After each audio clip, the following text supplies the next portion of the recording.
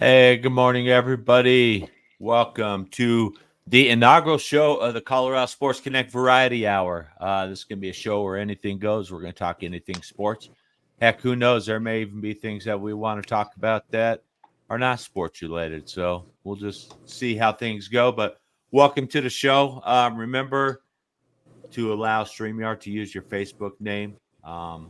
If you choose not to, please put your name into your comment either at the beginning or the end, the middle. We'll decipher it somewhere. So that way we know who we're talking to, who we're addressing, and things like that. Also, this show is brought to you by Willow Seasonings and Blends, the official sponsor of Colorado Sports Connection. Use code CSC 2023 for 15% product discount at willowseasonings.com.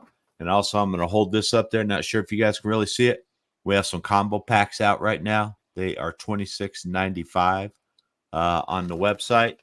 That's about a $5 savings off what if you bought them individually. So we got two different combo packs. We have the sweet combo, which has our sweet heat, our sweet smoke, and our sweet thing barbecue sauce. And then we also have our Southern Trinity, which has our high elevation salt, pepper, and garlic, our Memphis dry rub, and our Colorado Gold mustard sauce. So head over to Willow Seasonings and get those. You can still get them in time for Christmas gifts for the barbecue fan in your life. So, all right, I am joined today by Alex Romero out of Salt Lake City, Utah. How you doing today, Alex? Hey, Dave, I'm good, man. I'm good. I'm super excited. I finally got out of my little hidey hole. I've done some shows about college football and whatnot with Caleb and just have yet to be on with you, man. So glad to be here. No, and we're glad you joined us. We appreciate it. Alex sort of saved us last minute, said, hey, you guys need anybody? And we're like, actually, yeah, we do. So what we're trying to do is every week I'll try to get a different co-host in here. So if you're ever available on a Friday at 10 a.m., just let us know, and we will get you in here and give you a shot to get on here and give your opinions about things. So we got a lot of things we're going to talk about today. I know Alex is a huge football fan, a huge Utah Utes fan. Yes, so unfortunately, they had sort of a disappointing season coming off of last season, how we thought they would roll. And I think with your quarterback, missing the season sort of didn't help. So now, is he coming back next year, or is he done? Cam Rising is officially coming back. Awesome. We are still yet to hear from Brant Keithy. We did lose a couple key pieces. Devon Vele, star wide receiver, has declared for the NFL draft. We're still waiting to hear about Sione Vaki, Cole Bishop, our two-star safeties. Sione Vaki was actually the one that was going two ways, playing running back a little bit last year as well. Had a big game against USC, big game against Arizona State. But we're still kind of waiting on them. But the most surprising to me is a lot of Utah's backfield, or defensive backfield, I should say, is now in the transfer portal. They've had quite a bit, I believe 5 to 7 defensive backs that has been there have now entered the transfer portal. They've also had 3 backup QBs, including starting QB from this season. Bryson Barnes has also entered the transfer portal. Nate Johnson's entered the transfer portal. I believe there was one more, Mac Howard, another QB, has also entered the transfer portal. But, it's crazy to think that with the transfer portal and how many guys are entering now. Like it's just crazy. There's probably 3,000 people that have entered the transfer portal since, I believe I saw this from ESPN. I believe it was from the 30th of November or 25th of November or something. Right. 3,000 Yeah, students have entered the it is transfer portal. crazy, and that's a good segue. That's our first topic, the transfer portal. And do you like it? I mean, in your Yes opinion, and is the no. transfer portal ruining college football, or is it making it better? There's a lot of ways that the transfer portal is making college football better, but there's a lot of ways that it's taking away from what college football is, right? Right. And especially now with the NIL stuff. The Uh-huh. NIL is making everything a heck of a lot more. I guess it's making tampering a heck of a lot more prevalent, I guess. Right. And so as I guess the best way to put it would be, I think transferring is always going to be a part of football. The transfer portal, I think, needs to just have some stricter rules. I think it should give you only one transfer per, eligible student. But I mean, I think a grad transfer would also be something that would be acceptable as well. I think there just needs to be tighter rules on the transferring. Yeah. So basically, if you transfer from one school after your freshman year, you can't transfer until you're a grad transfer or Right. something like And that. I agree. And they just had this on the news last night out here in Colorado. We have someone out here that is introducing something where he wants to challenge the transfer portal and say these guys can transfer whenever they want, and they don't have to sit out if they, transfer. So if you transfer the first year, you can play immediately. Right. I believe after that you have to wait a year before you play. And now they're trying to say there's a lawyer out here in Colorado says that violates antitrust laws, and they're trying to get it where these players can transfer. And a lot of it is based on the NIL stuff, and that they can transfer whenever they want, take their NIL with them, and play immediately. So Right. if that goes through, it's really going to change the way it is. Because what if you get guys that want to transfer in the middle of the season? I mean, Yeah. yeah, that would be crazy. I mean, I like the transfer portal a little bit, but I think I'm with you. I think they need to tighten it up. I like that everybody wants to go to Alabama, we'll say, Yeah. every Yeah. kid, they get a chance to go to Alabama, they're going to Alabama, and then they get there and they're like, I can't play here, you Yeah. know? Yeah. Exactly. So then they go to these smaller schools, and it helps these smaller schools become more competitive, which makes it a lot more fun. That way we don't just have the same schools beating up on everybody every weekend. We got some schools now that are coming up, and they're becoming more prevalent. I mean, look at Colorado. Yeah, the season ended, a lot more disappointing, but just the talent they brought in one transfer portal session, and brought that team from one win all the way up to four, and we could have won some other games, Yeah. but I think it helps these other teams, rebuild a program and put their face on the map. So Exactly. And like you kind of said with Colorado, because I'm here in Salt Lake, so Coach Prime and actually as Coach Whittingham here in Salt Lake calls him Coach Sanders. yeah, He calls him by his God-given name. But basically, with that whole situation, I mean, with basically doing a complete overhaul of your roster, like you said, I mean, Colorado won 2 games last year, and they won 4, but they were competitive in a lot of others. Like they had USC on the ropes. I think that uh-huh, one was just bad clock management, honestly. right, Um, and so at that point, I mean, you got to think. I mean, how close is Colorado from being a contender now, being in the Big 12? Are they a contender in the Big 12? right, They're going to bring in a especially with lot more Oklahoma and big Texas names, leaving. 5 stars. Boulder might not be, for example, Los Angeles, Right. but at the same time, you get to play for an NFL Hall of Famer, multiple, as Warren Sapp's going to join his staff from what I've Yep. heard. But I mean, you've got to think, I mean, how, like, do you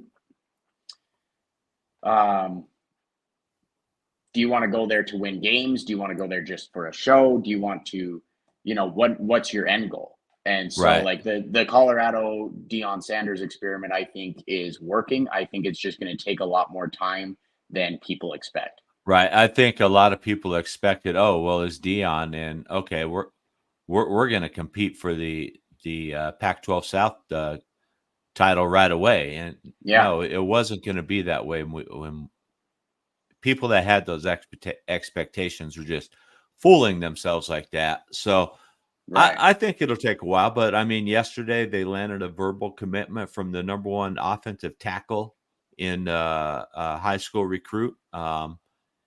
He chose Colorado over Florida, Alabama, Ohio State, Tennessee. So, and I don't know if people have seen it, but if not, go check it out. He was on Undisputed, and he had a pretty good message to recruits about going there and playing for a Hall of Fame coach and a guy that really understands, the process of going from a high school player to an elite college player to the NFL, and so he had a good message about, hey, if you want to compete and you want to take the next step to the NFL, then you need to come play for Coach Prime and all of the star-studded coaches that he is bringing in. We got Alex on the move, so Alex is at his work location today, so he may have things he has to do from time to time. So we'll try not to get you dizzy with the camera moving around. So all right, let's talk a little bit about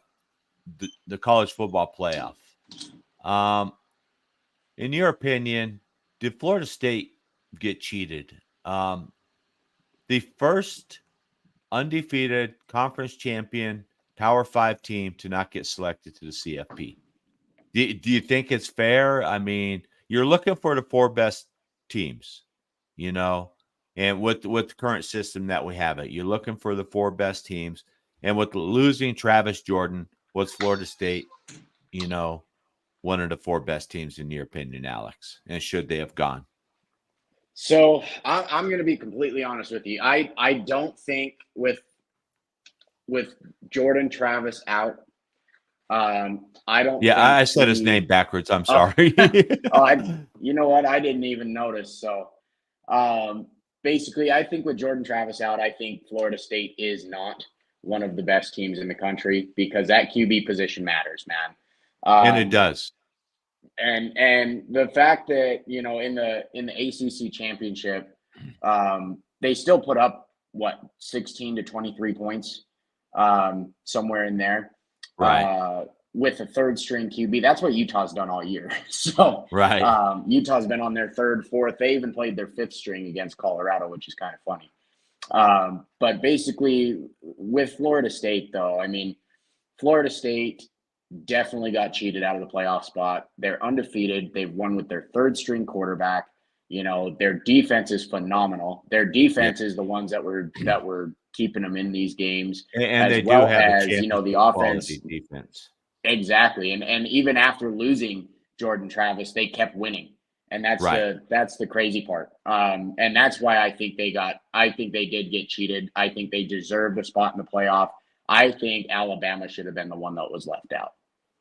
Right, and do you think? And I have my conspiracy theory that the CFP was not going to leave the SEC out of it.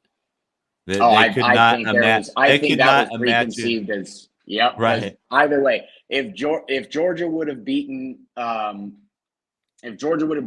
Alabama in the SEC championship, they would have been in. Right. Which keeps the SEC in. With Alabama beating them, they move a Florida State team where they're like, oh, they only put up 16 points on a Louisville. Louisville's still the 16th top team in the country. Right. And so that's not easy to do. They've played great football. They wouldn't be in the ACC championship game if they wouldn't have.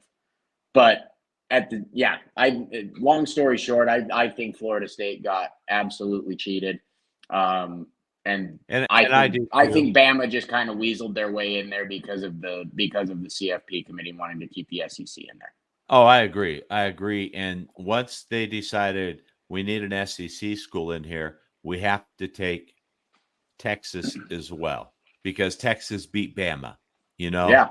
So, I thought Texas was going to be the number 4 team in there anyway. yeah, and I thought it would be Florida State and Texas, and leave Bama out and leave the SEC out altogether. But the CFP, the SEC brings money. They travel, they bring money, and Mm-hmm. that's why they're there. That's why I can't wait till next year when this thing expands to 12 teams. And we don't have these issues anymore. In my opinion, all of the power conference champions should get an automatic bid, and then you'll have the at-large bids. So Yeah, sort of and do it kind of like they expanding on do. top of that, they get the first round bye as well instead of Right. Yeah. 1 through 4. Yeah. Yep. Do it like they do the college basketball. You get an automatic berth and you know what? Hey, if for some crazy reason somebody like Kansas State wins the Big 12, but they have 3 losses. Hey, so what? They get in. You Yeah. know. So because Yeah. all right, let's look at the matchups really quick. We got Michigan and Alabama, and Washington and Texas. So out of these two, which is your favorite game? Out of these two, my favorite game is probably going to be Washington versus Texas. I'm going to go the other way. Being in the Pac-12 with Washington, we played Washington. Utah had a 28-24 lead going into the second half against Washington in Seattle. Basically, the offense went cold. Defense did their job, but I mean, when you have your third string quarterback playing, it's tough to get in a rhythm, especially when you're thinking, you're going to have your starting guy back at a certain time. It was like every week, is Cam going to play? Is Cam going to play? Is Cam going to play? Right. And then finally they announced the medical red shirt. And I think at that point, it was just too late to get the offense in a rhythm with a certain guy Right. because you're already halfway through. So I think the offense just went cold, but Washington was a good team to play against. They offensively, they take a lot of deep shots. Texas is going to have to control a Dunze. Also, Westover, I think, is going to be a big key piece for Penix to get the ball to, because he can't just get it to his receivers. He's going to have to make those reads to his tight ends, his backs. I don't think the deep shots are going to be there as much against Texas. But I mean, I think that's going to be my favorite game to watch because we already know what we're getting with Michigan and Alabama. Right. I think, and I'll kind of go into more detail about that when we do predictions. But as far as Washington, Texas, I'm actually really, really excited for that matchup. Yeah. I am too. I think out of the 4 teams left, Texas has the best quarterback.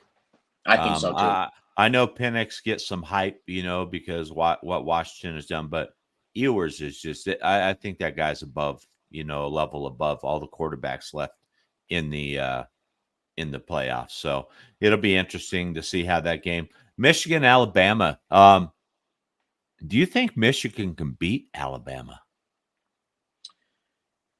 I'm gonna say no. I don't think Alabama loses to Michigan. The offense from Michigan has kind of struggled the last few weeks. Mm-hmm. Even like against Iowa, they only put up 23 points. I get Iowa's Right. a defensive, specialty team, but Right. go punts. But anyway, but as far as Michigan's offense is concerned, I think with them running the ball, I think. And here it is. Going back to Utah. Sorry, it just came through CBS Sports. Utah's Cole Bishop did just declare for the NFL draft. So, Oh wow. Okay. yeah. So it just came through on CBS just now. But going back to Michigan and playing against Alabama, I think Alabama's run defense showed what they could do against Georgia, and Georgia had a pretty good offense. They were the number 1 team in the country for pretty much the entire year.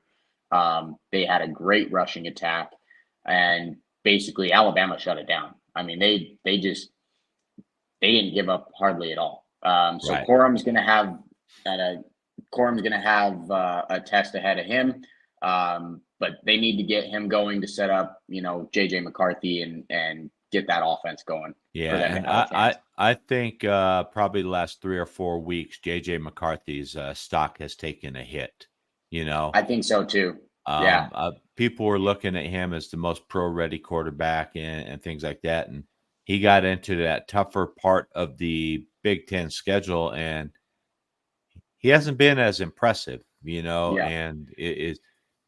Has he hurt himself where he maybe falls out of the first round? I don't know. We'll see. Crazier things happen in the draft, so we'll Right. see what happens. So, so I'm going Alabama, Texas for the final.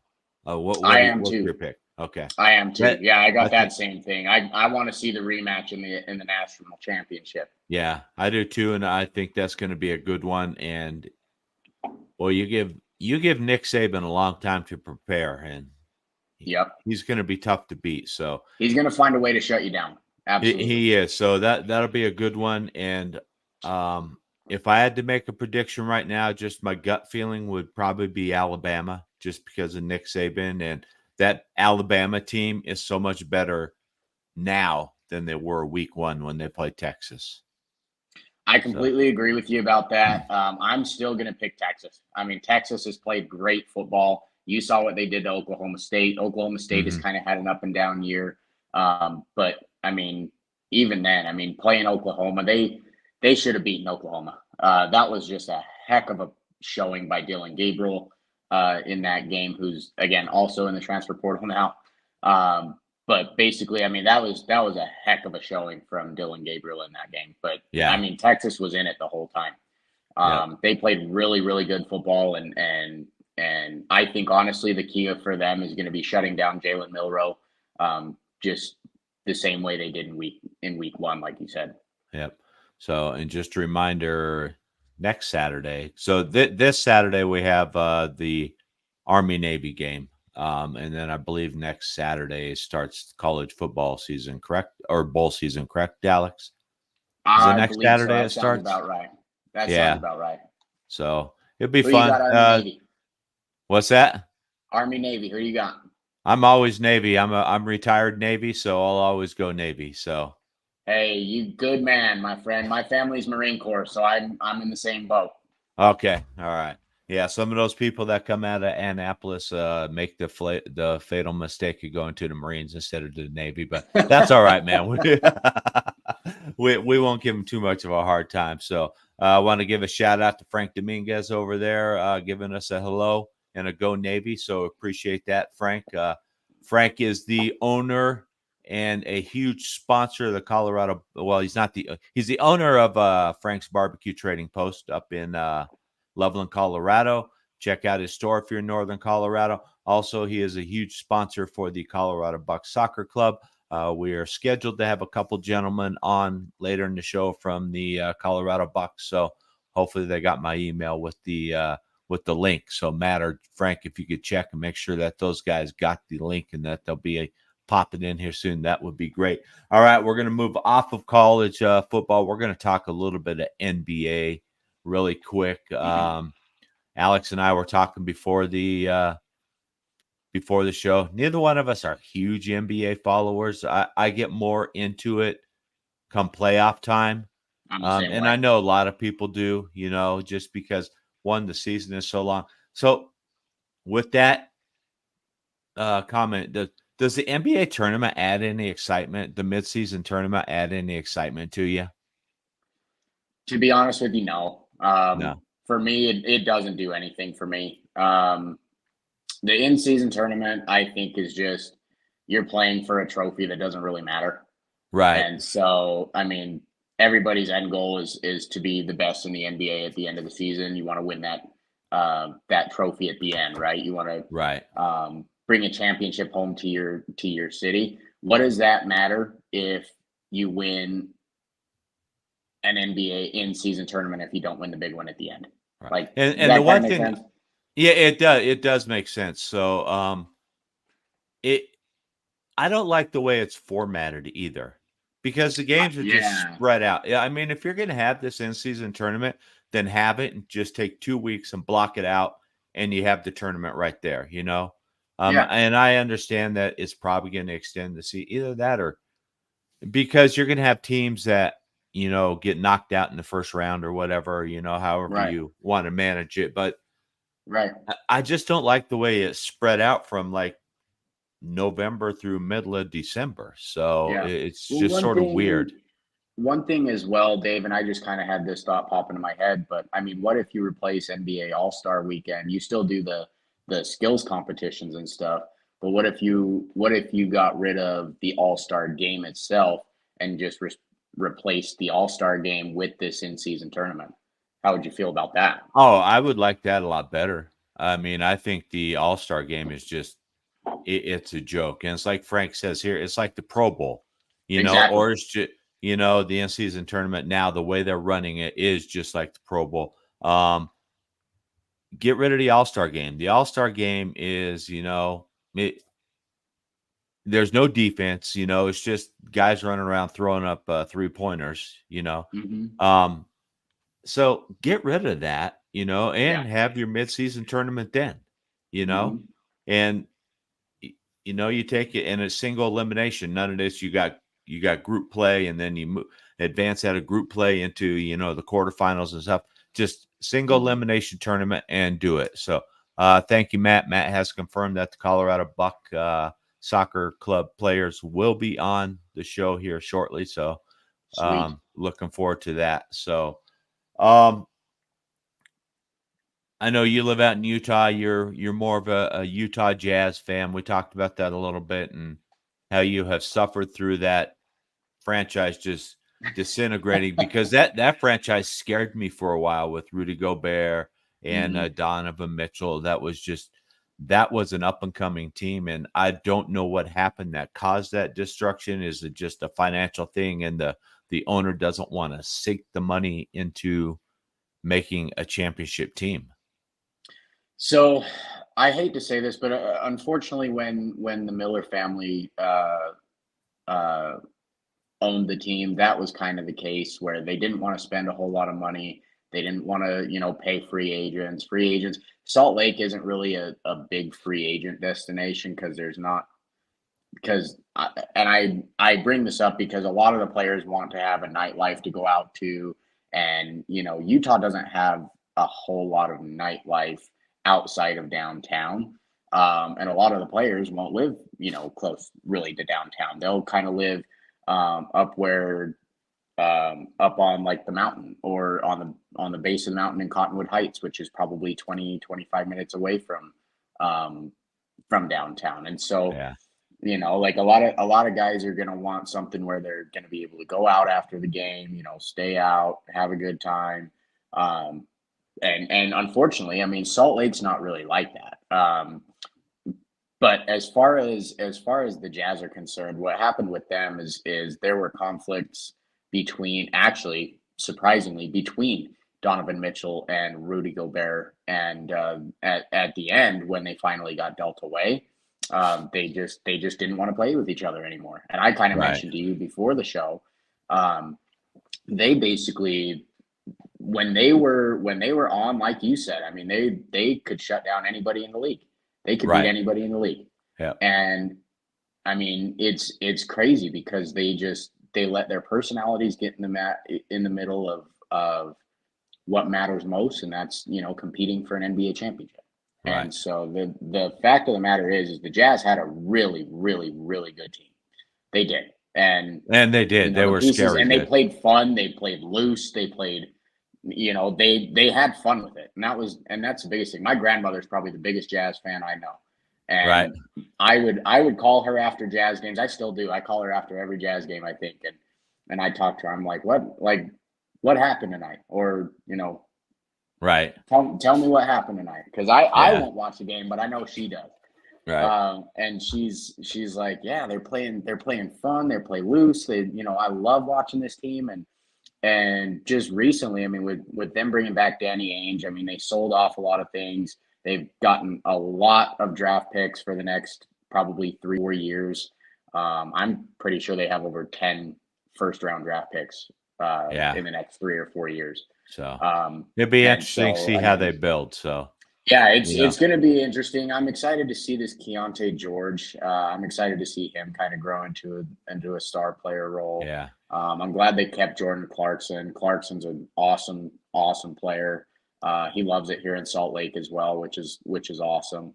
Um, but yeah, I'm kind of excited to see where that goes as well. But that's kind of a little bit of the backstory about what happened with Mitchell and Gobert, and people in Salt Yeah. Lake still love those guys, though. And we went through those same growing pains here in Denver. Denver again, like Salt Lake City, is not a huge free agent destination for NBA Mhm. players. We just have never been able to attract them, and so we have to grow the team organically. And I mean, it was frustrating at times, but I mean, it paid Mhm. off last year, and it paid off huge. And that's another conversation or another topic I have. Is this Nuggets team built to repeat? We lost Bruce Brown, and I'm just wondering if we lost too much when we lost a veteran like Bruce Brown, and really didn't bring somebody in to replace him. So, and I don't know Mhm. how much you follow the Nuggets, but my opinion, and my son, me and my son were talking about this morning. He said, "Dad, it's way too early to make this claim." But Mhm. I've seen the struggles of the bench, when the bench comes in during rotations, um, and I think we lost a lot of leadership with Bruce Brown. So hopefully somebody, grows into that. Maybe Christian Brown does, maybe he grows into that role and becomes that leader off of the bench. But I mean, he's only a second year player, so Right. I mean, you're losing a lot of experience with a Bruce Brown type guy. Yeah, and I mean, you guys have a lot of leadership in that room too, right? You have Jamal Murray that Yep. is definitely a leader in that room. You have Jokic that's a leader in that room. I can't remember. Do you guys still have Aaron Gordon Yep, we out have there? Aaron You Gordon, still have so Aaron he's a Gordon, who's strong who's a leader, strong so vet and leader in that room. yeah. You guys from the leadership standpoint, I think you guys are just fine. Um, the type of player that Brown is off that six man, basically, that's something that I think if you guys are contending for another championship and a repeat, I think that's going to be something that you guys will have to probably um, address in the trade deadline at the Yeah, very least. Um, free agency. If you guys are in a playoff spot, obviously, I think Denver can make a big move at the deadline to kind of replace Bruce Brown, or even potentially bring Bruce Brown back in a trade. You know what I mean? yeah. So he would be able to. Boy, that would be huge. Yeah. So, That's probably going to be the key to the Nuggets being repeat champions, but I don't think it's out of the question by any means. and Matt has a good point. Go get DeRozan from Chicago, and that would be a good addition as well. So I think there's going to be some players out there if Denver really wants to be aggressive, they could go out and get somebody, and somebody's going to want to come here because now Denver has proven, hey, we are, and people want to come play with the best player in the Hmm. world, Yeah, and I don't know how anybody can dispute that Joker is the best player in the world right now. He's he's just definitely up there. Absolutely. he is just the things that guy can do are just amazing. You look at this guy, you're like, yeah, no way. But I mean, just the things he does, Yeah, is amazing. So he's you not look at flashy his like picture as a LeBron or kid. anybody. What's that? You look at his picture as a kid, and you think this guy's in the NBA. Like, Right, what right, do you? yeah. You see those pictures all over social media, and you're like, Yep, "Is this the same yep, dude?" So, yeah, it's yeah, amazing. exactly. So, all right, we're gonna jump over to NFL football really quick. In your opinion, are the referees getting a little carried away with roughing the passer and unnecessary roughness calls? We've lost Kareem Jackson twice now this season because of questionable calls. Mhm, But the NFL had the chance to make it right, and they didn't. mhm, They withheld the first suspension, they reduced it. The second one, they said, nope, we're not going to. And mhm. I see where the refs are coming from, and the game is moving so fast, it's hard to tell, so you can't really Yeah. blame the refs too much, but the NFL had the opportunity to make it right and say, yeah, this was sort of questionable call. We're not going to suspend you for it. But Kareem needs to also say, I can't put myself in these situations anymore. 100%, 100%. I think honestly the officials are getting away, especially with the roughing the passer, the unnecessary roughness calls. I think they're just trying to take hitting out of football basically, so it might as well be flag football, kind of like Tom Brady said. Right. But basically, I mean, the roughing the passer stuff is just absolutely ridiculous. You have to lay the quarterback down, put a pillow under his head, throw a blanket over the top of him, and you'll still probably get a roughing the passer call at some point. So, I mean, it's brutal. I think a textbook hit, and a lot of the hits, like you said with Kareem Jackson this year, that he's been fined or suspended for, have been clean hits. They've just been hard hits, and they've caused injuries. I Right. mean, that's unfortunately that's football. Yeah, that is football. People I are think going to there's get only hurt. been, I think there's only been one hit that Kareem Jackson had, and I believe it was in the back of the end zone.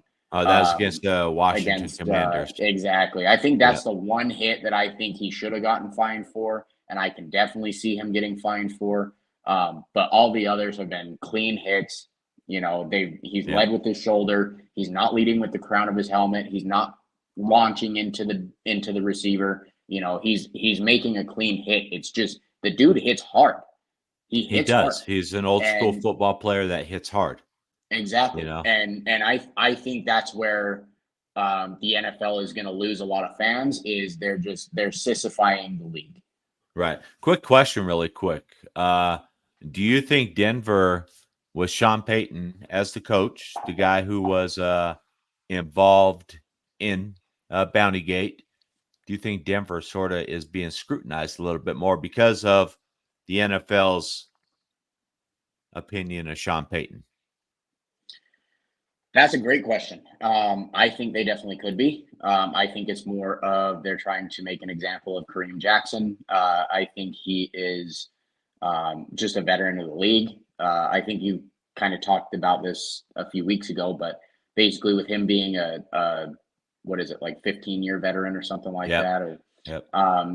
basically with him being in the league that long, he was in the league, before the Brady rule and the Tuck rule and kind of all that. But basically, they're trying to tell guys like, hey, we're not gonna tolerate this kind of hit, which is kind of asinine because it's a textbook hit in Right. football. But I mean, they're like, we're not gonna do this anymore. We're gonna go, a different route where you have to do so and so and this and that and the other. And basically, I think they're going to try and get at the league through Kareem Jackson more than Sean Payton at this point. Yep. Yep. So, all right, really quick. Starting quarterbacks seem to be dropping like flies due to various injuries, and you're losing some elite level quarterbacks. Do you think a lot of this has to do with the NFLPA and the players negotiating these off-season deals where they don't work out as much? You got shorter, training camps, you got shorter OTA periods. Do you think a lot of it is due to conditioning, or does it just happen to be a freak coincidence this year? That's a good question. To be honest with you, I don't know, and you can never really know with somebody's body, right? Like only that person knows what's going on with their body. So if they're working out, if they're staying in shape, and they come down with the injury, that's something I think Tim Patrick is a great example of that. That dude, he played at Utah as well, actually. But he's probably one of the hardest working dudes that I've seen because he tried to get back for this season after rupturing his Achilles last year. Right. And then in camp again, he went down again, same issue, Right. or I believe it was an ACL this year. Yep. But basically, I have no idea, man. I think at some point, I mean, you're going to have to look at these issues with seeing how many injuries are happening. You've got to see what you can do to protect these guys. the PA has to understand that, some things aren't going to be, they may be negotiable, but they aren't going to be the best thing for their clients or Right. their players. And so basically you're going to have to find that happy medium between the PA, the NFL, and you're going to have to figure out like what's going to be the best thing for all these guys going out with injuries. But it's crazy to think. I mean, you have Aaron Rodgers go down with a Achilles tear, third play into the season. You Right. have Kirk Cousins who just ruptured his Achilles, I believe, as well. Yeah.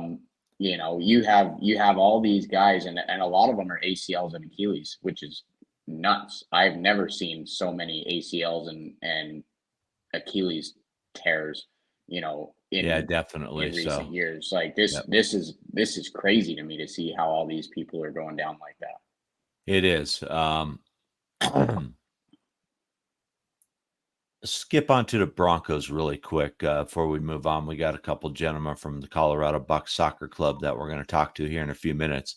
Broncos are sitting at 6-6 now. We're sitting, I believe, in the 9th spot, so we're behind a couple teams for a final playoff spot to squeeze our way in there. We got 5 games left. How many games do you think the Broncos can afford to lose and still sneak into the playoffs? Is it one? Is it none? I mean, what do you think, Alex? I think they have the ability to lose one game. I think they're going to have to win at least 10 games to get in. The Okay. AFC is looking very strong. The Bills aren't actually doing as well as we thought they would this year.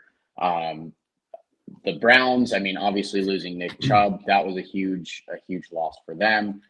They did bring Yeah, Kareem them and Hunt back, which is basically bringing back the same guy. The other side of that 1-2 punch that they had in Cleveland for the last few years.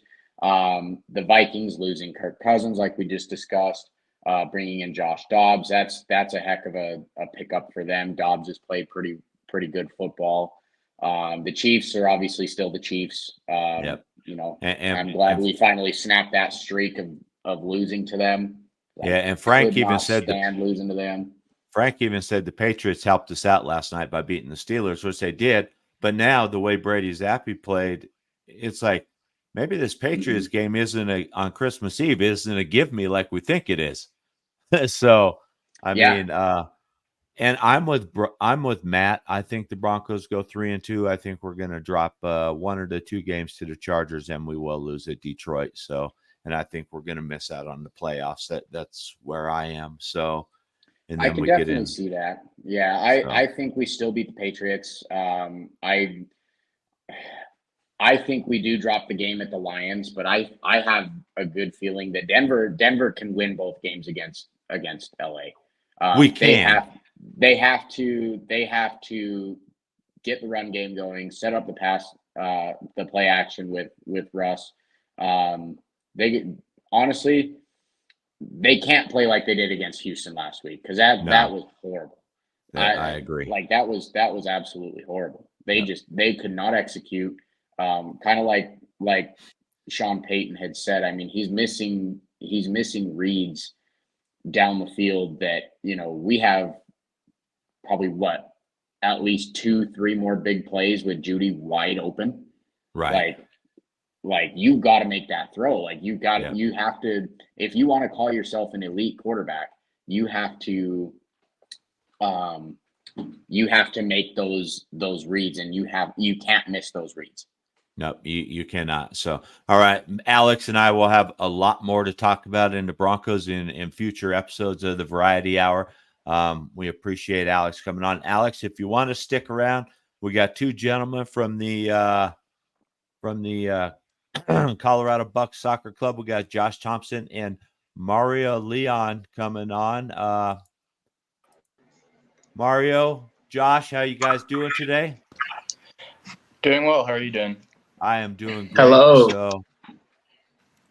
So hey, why don't you guys, and we'll start with you, Josh. Why don't you go ahead and introduce yourself? My understanding that all players from the Colorado Bucks Soccer Club are from Colorado, so we didn't bring people from outside of the state. Is that true?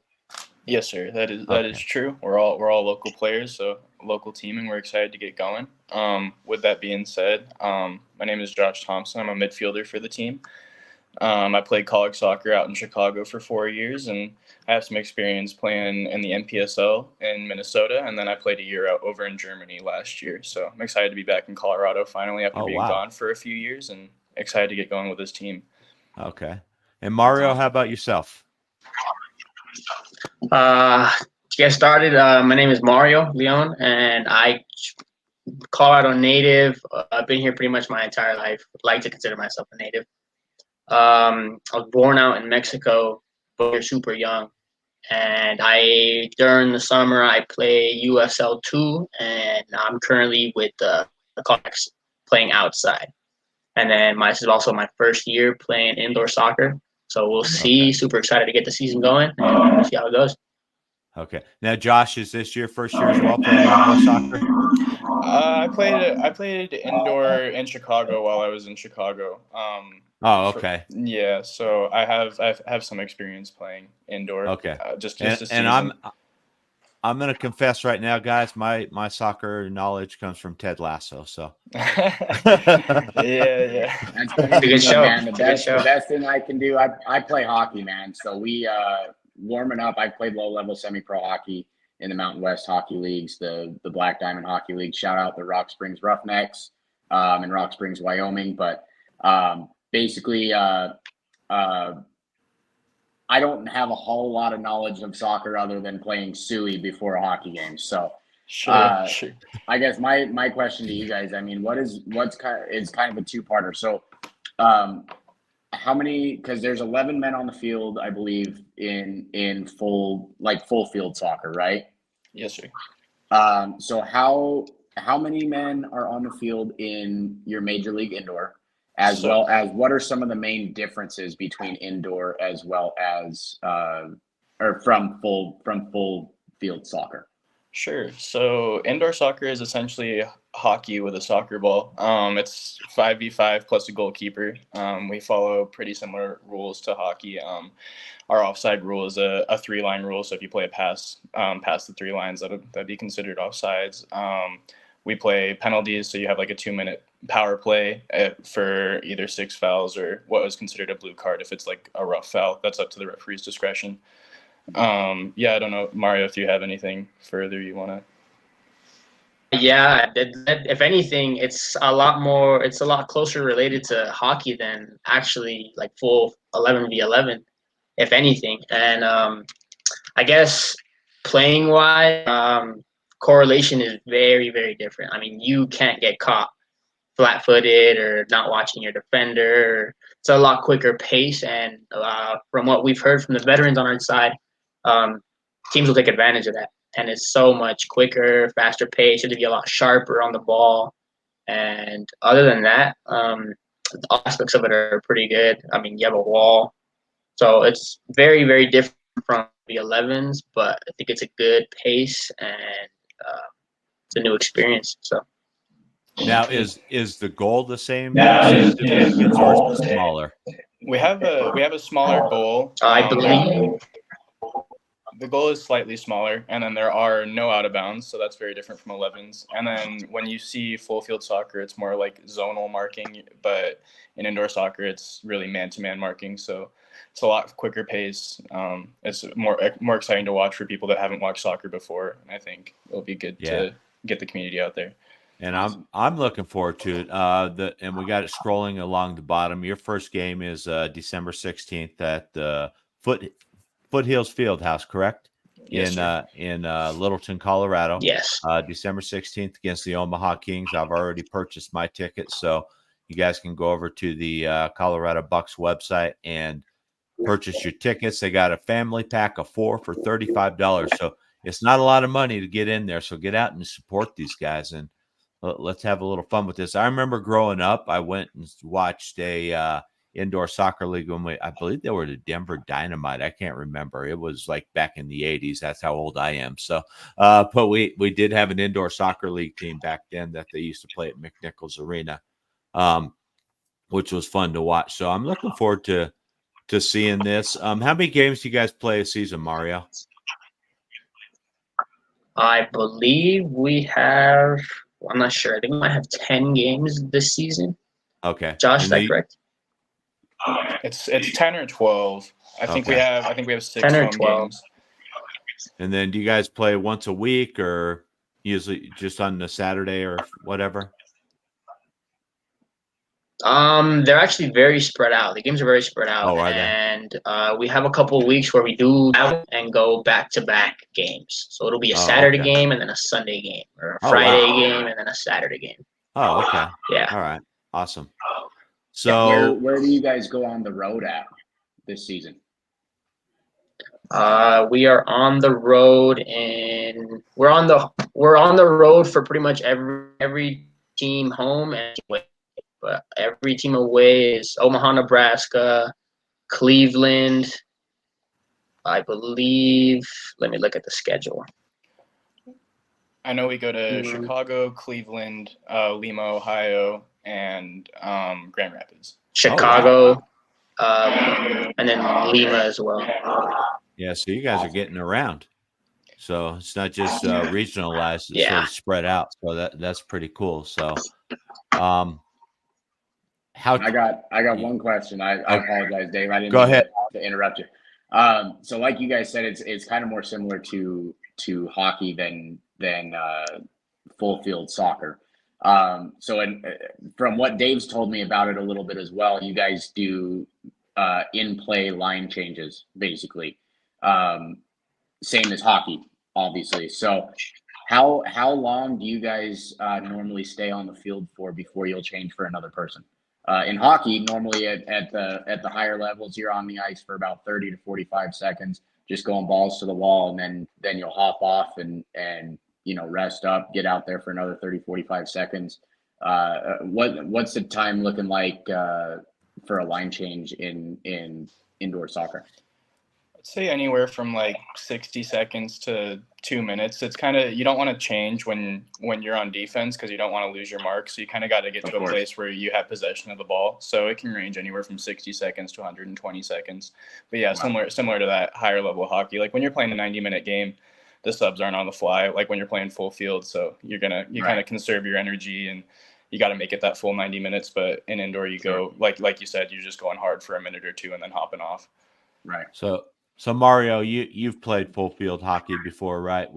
Would you say that indoor is a little more tiring than full field, just because of the quicker pace? I would say that yes and no, because substitutes are a lot quicker. And Okay. if you were on for the whole 90 minutes on a full field soccer field, that also takes a really big toll on your legs and just cardio wise. So I would say personally, from personal preference, I've heard the complete opposite. I prefer playing indoor Oh, okay. All right. over the full field. Okay. Well, I am definitely looking forward to watching you guys play on the 16th. That's gonna be fun. What would you guys say if somebody really doesn't know anything about soccer? What would be your sales pitch, Josh, to get people out there on Saturday to watch you guys play? You mean someone like myself? I would just say it's really fast paced. It's high scoring. We had an inter squad scrimmage the other week, and the score was 13-10. So I know wow. I know scoring isn't. People kind of complain about how low scoring soccer is, but indoor is really fast paced, really high scoring. It's fun to watch, fun to get the family involved. We have a really good production team, and yeah, we just want to get the community out there. I think it's a good way to get soccer out there. It's a fun way to get it out to people that don't know so much about it, just because of how fast paced it is. And yeah, definitely. So, and we appreciate you coming on, Josh. We look forward to seeing you play. They stream games online as well. Yes, they do? Okay. So Yes, if you guys I believe can't so. make it out there, especially the road games, you can get out there and see them. We got Baylor Braddock jumping in saying, so excited to follow this league and team, getting to know the players and staff. It's going to be a blast. Baylor will be the CSC, the Colorado Sports Connect main focal point for the Colorado Bucks Soccer Club. So he'll do a lot of reporting on the team, having hopefully players on his show and stuff like that. Mario, coming from 11 to indoor, this your first season at indoor, you said, correct? Yes. Okay. All right. And what would be your sales pitch? Same thing, just a quicker pace game, more exciting, a little better than a 1-0 soccer game? Most definitely. I mean, things go back and forth so much on indoor, and definitely a high scoring.